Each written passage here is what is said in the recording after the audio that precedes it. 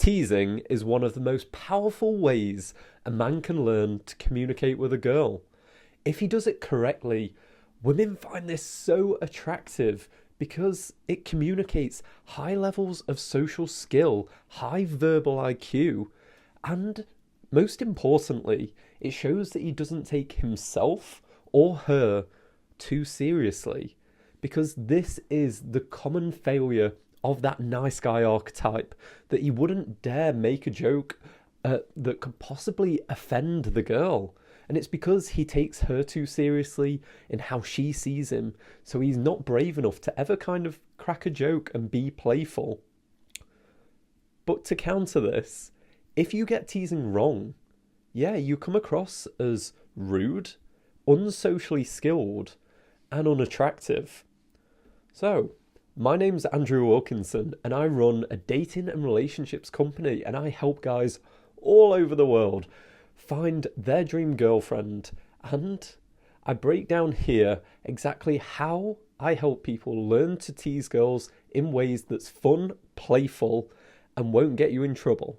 So, firstly, that is tease the girl, not the group. Wrong. Excellent start. Tease the group, not the girl. So one of the things where teasing can go wrong is because it feels too targeted and too personal. One of the things that I love to do is to tease the group the girl's associated to. An example of this with the girl I'm dating, she's Gen Z, I'm millennial. So we're constantly firing jokes back and forth at the group we're associated to.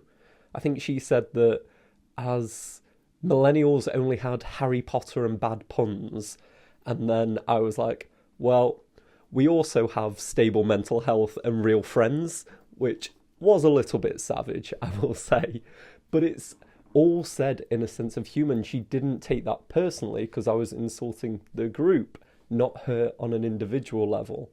I think this is where guys will fall down quite a lot of, rather than just kind of being playful about what she's associated to, they'll kind of prod at the girl, which in some contexts is all right, but it's definitely riskier to go for that, especially if you're not on familiar terms, that you can maybe joke about whatever club she's associated to.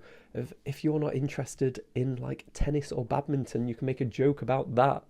But rather than going too deep, too personal, too fast, I recommend just joking about their group association instead of them.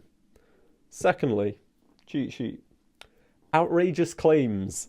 So one of the ways that I think it's very funny to tease people is when you just go clearly outrageous. This makes it so evidently clear that it's a joke, that it's always perceived that way. I think I've used the example before that I said that a girl that I was seeing, like, she looked a spitting image of this character from a TV show. And in my head, I was genuinely thinking of a complimentary one of Annie from Community. And if anyone's watched Community, you know what I'm talking about. But at the last minute, I decided to pivot. And I went, well, have you watched Stranger Things? And she was like, yeah. You know Dustin? And anyone that hasn't seen that, Dustin is an amazing character, but he has got a whole funky look going on. And let's just say he's not a very polite comparison for a girl, but he's so extreme that it's so clearly perceived as a joke because there just can't be any similarities. I've also compared girls to Gollum and stuff, and this is one of the ways that you can make sure it's perceived to be playful because it's so outrageous that no one's going to take that seriously.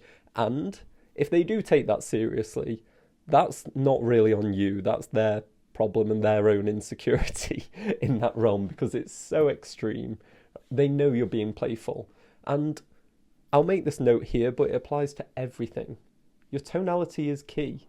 Like, are you saying it in a playful way? Are you smiling whilst you say it? Or are you being like grimaced and not being particularly kind? The way that we say things communicates like 80% of what we say. So if you're smiling, joking, and having these kind of conversations, it's way more likely to land, and she's not going to see it as rude. But a personal favourite of mine is the outrageous claims. They're really fun to play with because the more extreme but specific you can make them, the funnier they tend to be.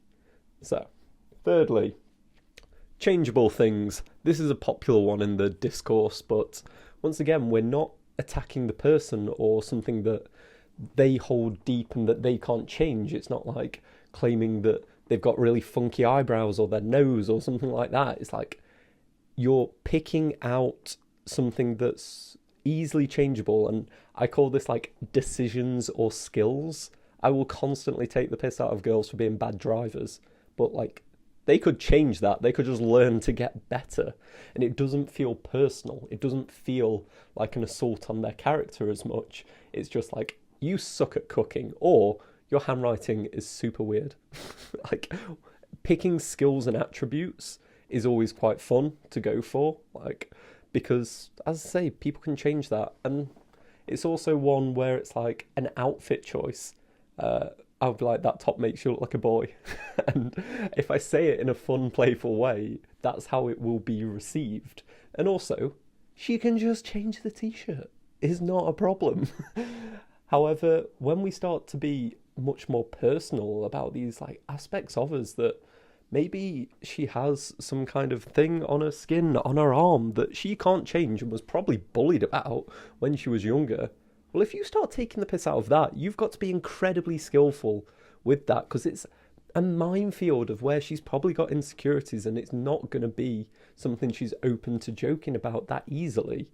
So starting off by just going for things that are low-hanging fruit, where it's just like, she could change this in a minute, is so much easier and means that it's highly likely it'll land well.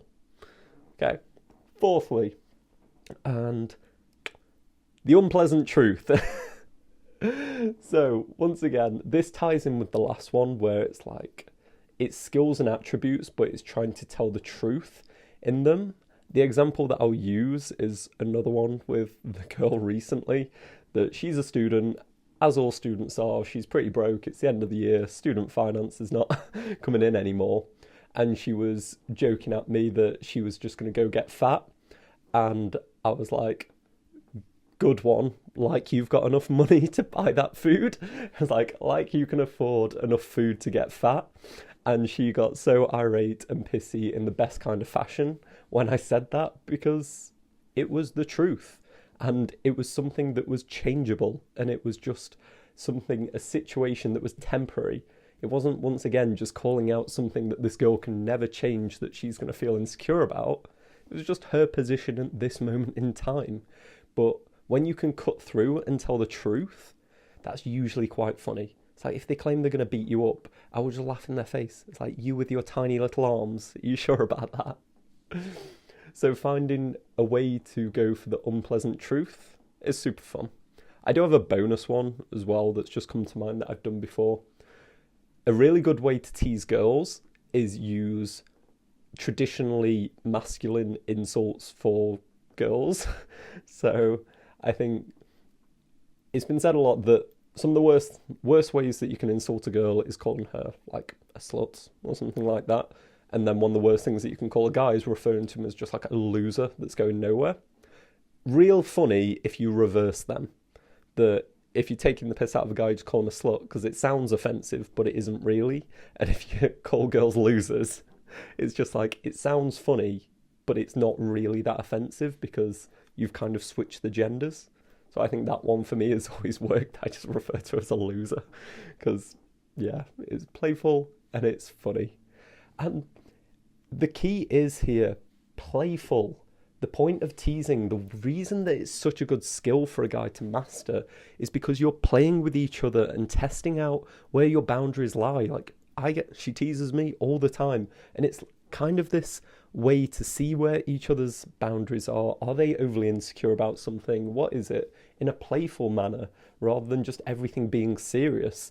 Allowing yourself to have this kind of multiplicity to your relationship, that you can be that kind, caring, affectionate person, but you can also be a teasy guy that's a bit of a dick. And it's the difference between them. If you're only one, like if all you are is teasing, then you're one note.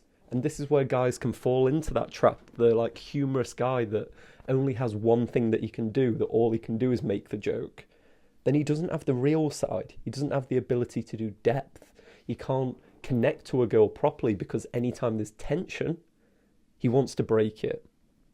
And this is also the issue of the nice guy type. Part of the reason that teasing is funny is because it has that little bit of tension to it.